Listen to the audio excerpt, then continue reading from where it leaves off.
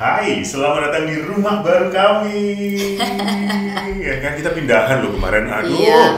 Pakai truk berkontainer. Ya kan? Biar gak bosan kita ada di tempat baru, tapi masih bersama dengan teman-teman di Dunia Diani. Dan sahabat Diani, kalau kalian sering mendengar podcast kami, kalian tentunya tahu bahwa Diani selalu memilih pernikahan satu agama. Oh iya. Karena kata-kata ibu saya yang mengatakan kalau pernikahan beda agama itu seperti mencari masalah sebelum masalah itu ada. Oh iya, betul. Nah, tetapi sekali lagi podcast Dunia Diani ini tidak bertujuan menghakimi siapapun. Jadi kita tidak bertujuan menghakimi siapapun. Saya juga sadar di Indonesia yang majemuk ini. Oh ya, Bhinneka Tunggal Ika. Iya, jadi ada kemungkinan jatuh cinta dengan pasangan yang berbeda agama. Betul. Dan bukan hanya jatuh cinta, bahkan mungkin melangkah ke pernikahan dengan pasangan yang berbeda agama. Kok saya belum ya? Maka hari ini kita akan membahas tentang nikah beda agama dari sudut pandang Islam. Karena berikutnya nanti ada dari agama-agama lain. Bagaimana masing-masing agama menyikapi pernikahan beda agama. Baik, sebelum kita mulai saya ajak Anda dulu untuk subscribe di channel ini. Jangan lupa like, juga share sebanyak-banyaknya dan nyalakan loncengnya. Serta silakan follow Instagram Diani Pranata di @dianipranata untuk dapatkan informasi terbaru tentang podcast Dunia Diani. Yes, sudah hadir bersama dengan kita Bapak Ahmad Nurholis, Direktur Program Indonesian Conference on Religion and Peace, begitu. Dan konselor pernikahan beda agama ya. Ya, Mbak Dian. Dan juga menikahkan kurang lebih 638 pasang benar. Sekarang pasangan. Sudah 1463. Penghulu kecamatan mana ini? Berarti penghulu ya Pak? Kita tidak hanya melayani di Jakarta, tetapi di seluruh Indonesia, bahkan juga mancanegara, Mas. Kamis kemarin saya menikahkan dua-duanya warga Amerika, satu dari Baltimore, satu dari Boston. Tapi terus yang beda agama. Beda agama. Nanti bulan depan juga ada itu di Singapura, dua-duanya warga Singapura, begitu. Warga Singapura, tapi orang Indonesia. Bukan, warga Singapura juga tinggal di sana mereka. Oh, Pak Nurholis nggak kalah sama Agnes Monica, Go international. Beberapa tahun yang lalu juga begitu, dua-duanya warga Australia, tetapi mereka memilih datang ke sini, mereka menikah di Bali, saya ikut ke sana begitu. Oh. Jadi sorry Pak, berarti kapasitas Bapak sebagai penghulu saat itu? Iya, orang menyebutnya penghulu, saya lebih senang menyebutnya pembimbing pernikahan. Begitu. Pembimbing pernikahan, tapi Bapak yang menikahkan mereka kan? Iya, betul. Secara Islam berarti? Secara Islam. Loh, kalau di luar negeri itu dicatatnya di mana di Indonesia? Mereka yang dari luar negeri itu tidak mengalami kesulitan untuk mencatatkan pernikahan mereka gitu ya. Tapi kenapa mereka menghubungi saya untuk bisa dinikahkan? Karena salah satunya Muslim dan mereka perlu ada akad nikah. Karena bagi mereka, bagi yang Muslim mungkin sahnya pernikahan ya melalui akad nikah. Iya. Oke. Itu yang orang Amerika dua-duanya salah satunya Islam memang Muslim yang laki-lakinya yang Muslim gitu. Kalau waktu dua-duanya warga Australia itu yang perempuan yang Muslim. Gitu.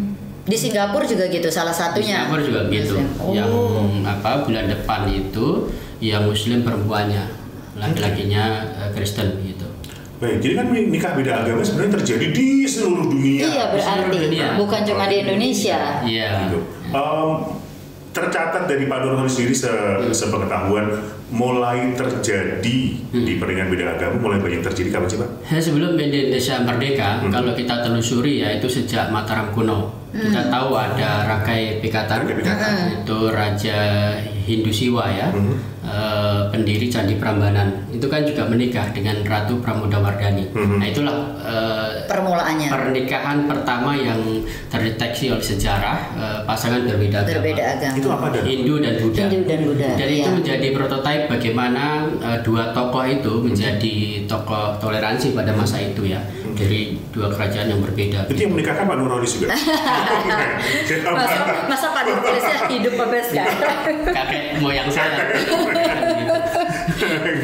Nah, kalau pandangan Islam sendiri tentang beda agama ini, pernikahan beda agama? Ya, tidak tunggal Mbak Diani, Mas Daniel, paling tidak ada 3 pandangan ya terkait dengan pernikahan antara Muslim dan non-Muslim. Pandangan pertama, dan ini yang populer, adalah pandangan yang melarang. Jadi tidak peduli yang Muslim itu laki-lakinya atau perempuannya, manakala mereka mau menikah dengan non-Muslim itu tidak diperbolehkan. Nah, biasanya kelompok ini mengacu pada 2 ayat di dalam Al-Quran, Al-Baqarah ayat 221 dan Al-Mumtahan ayat 10. Nah, itu sebetulnya larangan menikah dengan orang musyrik dan orang kafir.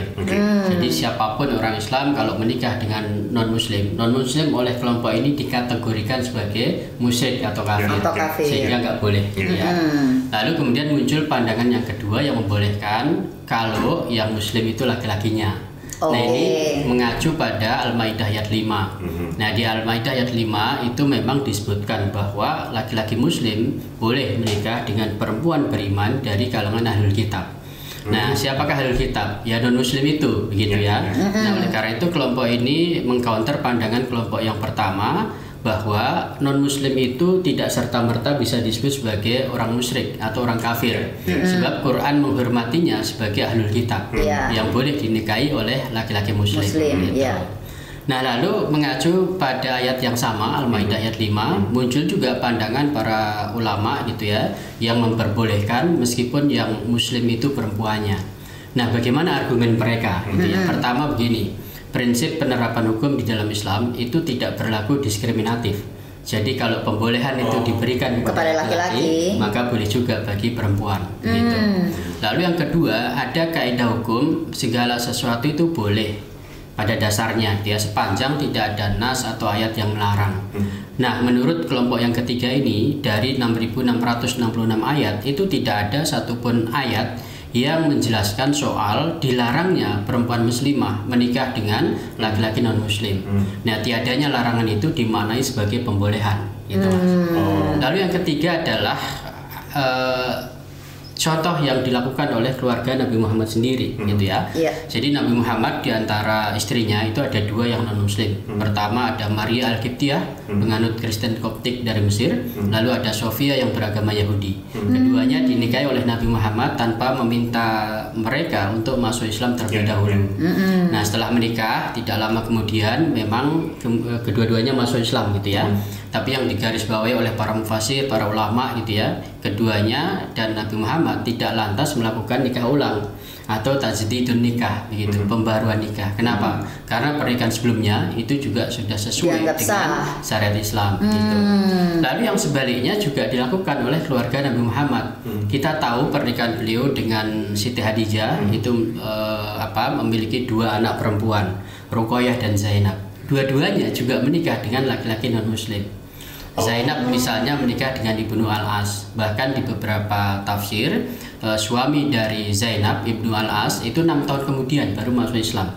Di riwayat yang lain menyebutkan 15 tahun kemudian baru masuk Islam. Jadi artinya sebetulnya kalau kita berbicara dalam konteks sejarah peradaban Islam, pernikahan beda agama itu bukan sesuatu yang baru. Sudah ada sejak era Nabi Muhammad gitu. Kalau di Indonesia modern sendiri, nikah beda agama mulai terjadi tahun berapa? Ya, kalau saya mengacu pada kebetulan teman saya yang mengajar di UIN Syarif Hidayatullah, Maret lalu kami on air bareng di sebuah channel gitu. Nah, riset beliau itu menemukan lebih banyak fakta ketimbang yang saya jumpai selama ini. Misalnya ya, riset ini berdasarkan BPS, jadi hasil faktual yang dia himpun dari data yang dimiliki oleh Badan Pusat Statistik begitu. Nah, dalam riset itu menyebutkan di tahun 1980 ada 11.391 pasangan beda agama dari 1,2 juta pasangan menikah begitu. Artinya ada 9 pasangan dari 1.000 pasangan gitu. Lalu tahun 90 itu meningkat 2 kali lipat, ada 22.000 pasangan dari 1,6 juta pasangan menikah. Nah, itu menaik drastis di tahun 2000 Mbak Diani dan Mas Daniel, ada 173.000 dari 49 juta pasangan menikah. Nah, artinya apa? Fenomena pernikahan beda agama itu ya sudah terjadi sejak tahun ya mungkin sejak awal kemerdekaan, bahkan tadi saya menyebutkan sebelum sejak zaman merdeka gitu ya. Iya, Nah, rangkai pikatan itu. Iya. Tapi jujur ya, Pak Nurkolis Daniel dan sahabat Diani, kalau Diani pribadi juga lebih suka pernikahan beda agama daripada ngikut gitu. Tentu pilihan pertama saya seperti tadi saya bilang di awal, tentunya pernikahan satu agama. Tapi kalau sampai dengan pasangan yang beda agama, ya nggak apa-apa. Maksudnya menikahnya beda agama daripada ngikut gitu loh Pak. Maksudnya pasangan yang satu kamu harus ikut agamaku, yang satu waduh. Karena bagi saya agama itu kan sangat pribadi. Dan banyak kejadian ya Pak ya. Maksudnya tadinya ikut, oke ikut, di tengah jalan kok kayaknya nggak serak ya. Aku jadi pindah lagi ke agama lama. Jadi buat saya nggak usah, mendingan ya berbeda agama saja pernikahannya. Ya memang pada awal itu bisa menjadi jalan keluar gitu ya untuk memuluskan pernikahan. Seolah-olah gitu ya. Tapi yang namanya berumah tangga itu kan tidak selamanya mulus gitu. Iya. Kenapa disebut rumah tangga? Karena setiap hari itu ada peningkatan status kira-kira gitu. Kalau baru menikah kan statusnya suami dan istri. Kalau udah punya anak kan jadi ayah dan ibu. Dan kalau sudah punya anak kan tentu persoalan tanggung jawab, dinamika yang akan dihadapi itu kan akan jauh lebih kompleks kan. Nah itulah yang kemudian saya sering mengatakan tidak ada sebuah pernikahan yang tidak ada keluarga yang sederhana. Yang sederhana itu hanya rumah makan. Nah tapi ngomong-ngomong nih Pak Nurkolis, mau nakal dikit lah. Pak Nurkolis sendiri juga beda agama kan? Iya, dulu begitu Mbak. Ya, jadi saya menikah tahun 2003 ya. Pada saat itu istri beragama Konghucu gitu. Ya. Oh sekarang sudah masuk Islam? Iya, sudah sama dengan saya istilahnya gitulah. Orang lain mengatakan begitu. Tapi sebetulnya meskipun mau tetap Konghucu atau agama yang lain, sebetulnya sama begitu. Yang berbeda itu kan mereknya ya, tapi nilainya, substansinya ya sama sebetulnya begitu. Islam sendiri punya pandangan tadi sudah disampaikan. Bagaimana dengan negara Indonesia sendiri? Nah, dalam konteks hukum negara kita, memang kita bisa mengatakan bahwa pernikahan beda agama di Indonesia itu tidak diatur secara terang gitu. Kalau kita merujuk pada Undang-Undang Perkawinan nomor 1 tahun 74 yang sekarang sudah menjadi nomor 16 tahun 2000 berapa sudah diamandemen ya, itu terkait dengan pernikahan antar warga negara yang berbeda agama itu tidak pernah diatur secara jelas. Nah oleh karena itu kalau kita mengacu pada pasal 2 ayat 1 di sana itu kan disebutkan bahwa pernikahan sah jika dilakukan sesuai dengan hukum agamanya masing-masing. Nah kalimat ini memunculkan dua penafsiran Mbak Diani dan Mas Daniel ya. Ada yang ya kalau mereka preferensi agamanya itu mengatakan bahwa itu tidak boleh, maka mereka akan mengatakan undang-undang perkawinan mengatur itu nggak boleh. Kalau beda kan nggak mungkin bisa menikah gitu kan gitu. Tapi bagi mereka yang bisa menerima pernikahan beda agama, maka tinggal dilakukan dengan dua tata cara saja begitu. Jadi misalnya ada Mbak Diani, Mas Daniel, ini contoh aja berbeda agama menikah. Ya misalnya kalau yang Katolik ya dilakukan secara Katolik, kemudian yang Islam dilakukan secara Islam. Dua tata cara begitu. Nah itu kan artinya sesuai dengan hukum agamanya masing-masing kan gitu kan.